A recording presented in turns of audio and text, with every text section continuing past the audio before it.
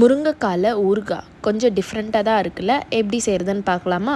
இது செய்கிறதுக்கு ஃபர்ஸ்ட் ஃப்ரெஷ்ஷான முருங்கைக்காவை வாஷ் பண்ணி கட் பண்ணி எடுத்துக்கலாம். அதில் டர்மரிக் பவுடர் ஆட் பண்ணி பாயில் பண்ணிக்கலாம். முருங்கைக்காய் ஓவர் குக் ஆகாமல் பார்த்துக்கோங்க.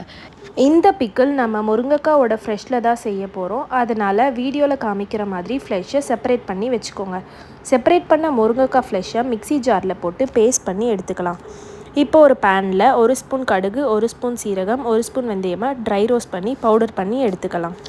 பிக்கிளுக்கு தேவையான அளவு ஆயில் ஆட் பண்ணிக்கலாம். கடுகு சேர்த்துக்கலாம். கடுகு நல்லா பொரிஞ்சதோ 2 டீஸ்பூன் சில்லி பவுடர் சேர்த்துக்கோங்க. இப்போ நம்ம பேஸ்ட் பண்ணி வச்சுருந்த முருங்கைக்காய் ஃப்ளெஷ்ஷை ஆட் பண்ணிக்கலாம். நல்லா மிக்ஸ் பண்ணிக்கலாம். தேவையான அளவு சால்ட் அண்ட் பெருங்காயம் சேர்த்து நல்லா வதக்கிக்கலாம். ஒரு லெமன் சைஸ் புளியை ஊற வச்சு திக்காக கரைச்சி எடுத்துக்கலாம். அதை ஆட் பண்ணிக்கலாம். நல்லா எண்ணெய் பிரிஞ்சு வந்ததோ நம்ம ட்ரை ரோஸ்ட் பண்ண சீரகம், வெந்தயம், கடுகு பவுடரை ஆட் பண்ணிக்கலாம்.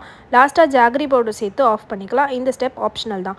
முருங்கைக்காய் ஊறுகாய் ரெடி. இதை ஹாட் ரைஸ் சப்பாத்தி கூட சர்வ் பண்ணுங்கள். சூப்பராக இருக்கும். இதை ஃப்ரிட்ஜ்லேயும் ஸ்டோர் பண்ணிக்கலாம். 2 to 3 வீக்ஸ் வரைக்கும் சூப்பராக இருக்கும். இந்த மாதிரி நிறைய டிஃப்ரெண்ட்டான ரெசிபீஸ் பார்க்க நம்ம பேஜை ஃபாலோ பண்ணிக்கோங்க. Bye bye.